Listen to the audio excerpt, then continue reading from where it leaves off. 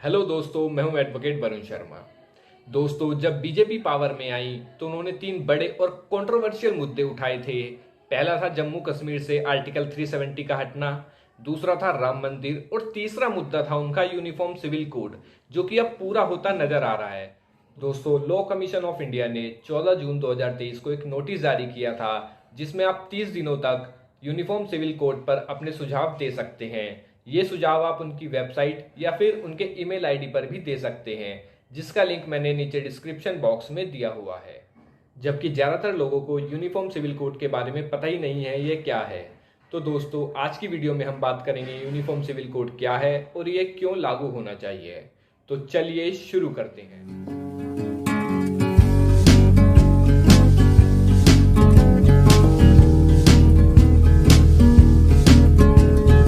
भारत में uniform civil code लागू करने को लेकर चर्चाएं तेज हो गई है। इसके लिए देश के नागरिकों से राय मांगने का प्रोसेस भी शुरू हो चुका है। 22nd लॉ कमीशन ने यूसीसी यानी यूनिफॉर्म सिविल कोड पर लोगों की राय जानने के लिए ईमेल जारी किया है, ताकि कोई भी संगठन या व्यक्ति अपनी राय भेज सके। और यह 14 जून से शुरू हो चुका है, जहां आप 30 दिनों तक यूसीसी पर अपनी राय दे सकते हैं। आप लॉ कमीशन की वेबसाइट पर जाकर भी अपनी राय दे सकते हैं। आयोग ने 7 साल पहले यानी 2016 में भी जनता से राय ली थी। मार्च 2018 में उसने अपनी रिपोर्ट जारी की थी, जिसमें कहा गया था कि फिलहाल समान नागरिक संहिता यानी कॉमन सिविल कोड की ज़रूरत देश को नहीं है। तो दोस्तों, अब हम बात करते हैं कि यूनिफॉर्म सिविल कोड है क्या। समान नागरिक संहिता यानी कि एक देश एक कानून। समान नागरिक संहिता के तहत देश में रहने वाले सभी धर्मों के लोगों के लिए एक कानून होगा। समान नागरिक के तहत विवाह, तलाक, बच्चा गोद लेना, संपत्ति के बंटवारे जैसे विषय आते हैं। फिलहाल भारत में ऐसा नहीं है। भारत में समान नागरिक संहिता लागू नहीं है। यहाँ कई निजी कानून धर्म के आधार पर तय है।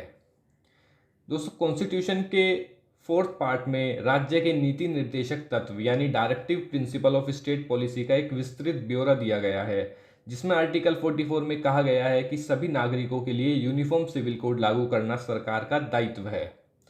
आर्टिकल 44 में उत्तराधिकार, संपत्ति अधिकार, शादी, तलाक और बच्चे की कस्टडी के बारे में समान कानून की अवधारणा पर आधारित है। वैसे भारत में केवल गोवा राज्य में यूनिफॉर्म सिविल कोड लागू है। सवाल यह है कि गोवा में यह कैसे लागू हुआ? क्या दुनिया के और किसी देश में यूनिफॉर्म सिविल कोड लागू है? अगर भारत में इसे लागू कर दिया जाए तो इसके क्या परिणाम होंगे? दोस्तों, भारत में हिंदू, सिख, जैन और बुद्ध के लिए एक व्यक्तिगत कानून है, जिसे हिंदू लॉ बोला जाता है। वहीं मुसलमान और ईसाइयों के लिए अपने अपने कानून हैं। इस्लाम धर्म के लोग शरीयत या शरिया कानून मानते हैं, जबकि अन्य धर्म के लोग भारतीय संसद द्वारा तय कानून को ही सर्वोपरि मानते हैं। भारत में यूसीसी पर लॉ कमीशन ने जैसे ही प्रोसेस शुरू किया, यहाँ राजनीति बहुत तेज हो गई। समाज दो हिस्सों में बंट गया। एक पक्ष इसके समर्थन में है और दूसरा पक्ष इसका विरोध कर रहा है। ऐसा नहीं है कि यूसीसी को लेकर भारत में पहली बार ऐसा हो रहा है। वहीं दुनिया के कई ऐसे देश हैं जहाँ यूसीसी जैसे कानून लागू हैं। इन देशों में विकसित और आधुनिक देश भी शामिल हैं। अमेरिका और यूरोप के कई ऐसे देश हैं जो एक धर्मनिरपेक्ष कानून को मानते हैं। वहीं इस्लामिक देश में शरिया कानून को मानते हैं। यहाँ अलग अलग कानून नहीं है। यहाँ सभी व्यक्तियों पर एक समान रूप से कानून लागू होता है।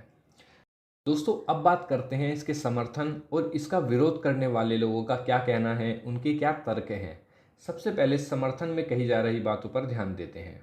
दोस्तों, उनका कहना है कि अलग अलग धर्मों के पर्सनल लॉ खत्म होने से न्यायपालिका पर से बोझ कम होगा। विवाह, विरासत और उत्तराधिकार समेत विभिन्न मुद्दों से संबंधित जटिल कानून आसान हो जाएंगे। धर्म या व्यक्तिगत कानूनों के आधार पर भेदभाव खत्म होगा। महिलाओं और अल्पसंख्यकों को समान अधिकार और सुरक्षा मिलेगी। 3 तलाक जैसी धार्मिक रूढ़ियां खत्म होंगी। दोस्तों, यूसीसी के विरोध में कही जा रही बातों पर ध्यान देते हैं। यूसीसी के विरोधियों का कहना है कि यूसीसी से धार्मिक स्वतंत्रता का उल्लंघन होगा, व्यक्तिगत कानून प्रभावित होंगे, सभी धर्मों पर हिंदू पर्सनल लॉ लागू करने के आरोप लगेंगे, धार्मिक स्वतंत्रता, समानता और प्रचार को लेकर बहस छिड़ जाएगी। भारतीय संविधान के आर्टिकल 25, जो किसी भी धर्म को मानने और प्रचार करने की स्वतंत्रता को संरक्षित करता है, भारतीय संविधान के आर्टिकल 14 में निहित समानता की अवधारणा के विरुद्ध है। नागालैंड, मेघालय और मिजोरम के स्थानीय रीति रिवाजों को संविधान द्वारा सुरक्षा दी गई है। ऐसे में एकरूपता कैसे आएगी? सामाजिक सुधार की आड़ में अल्पसंख्यकों पर बहुसंख्यकों के कानून लागू करने के आरोप प्रत्यारोप शुरू हो जाएंगे। दोस्तों, अब बात करते हैं गोवा में लागू यूनिफॉर्म सिविल कोड के बारे में। दोस्तों, इंडियन कॉन्स्टिट्यूशन में गोवा को विशेष राज्य का दर्जा मिला हुआ है। साथ ही संसद ने कानून बनाकर गोवा को पुर्तगाली सिविल कोड लागू करने का अधिकार दिया था।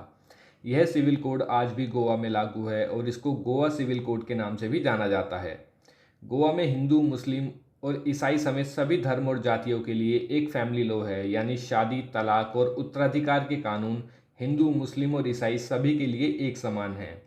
गोवा में किसी मुस्लिम को 3 बार खुलकर अपनी पत्नी को तलाक देने का हक नहीं है। इसके अलावा शादी तभी कानूनी तौर पर मान्य होगी जब उसका रजिस्ट्रेशन कराया जाएगा। अगर गोवा में एक बार शादी का रजिस्ट्रेशन हो जाता है तो तलाक सिर्फ कोर्ट से ही मिलता है। दोस्तों, गोवा में संपत्ति पर पति और पत्नी का समान अधिकार है। हिंदू, मुस्लिम और ईसाई के लिए अलग अलग कानून नहीं है। गोवा को छोड़कर देश के बाकी हिस्सों में हिंदू, मुस्लिम और ईसाई धर्म के लिए अलग अलग नियम हैं। दोस्तों, आज की वीडियो में हमने बात करी यूनिफॉर्म सिविल कोड के बारे में। यूनिफॉर्म सिविल कोड क्या है और ये क्यों लागू होना चाहिए। अगर आपको यह वीडियो पसंद आए तो please like, comment, share and subscribe ज़रूर करें। थैंक यू दोस्तों। जय हिंद, जय भारत।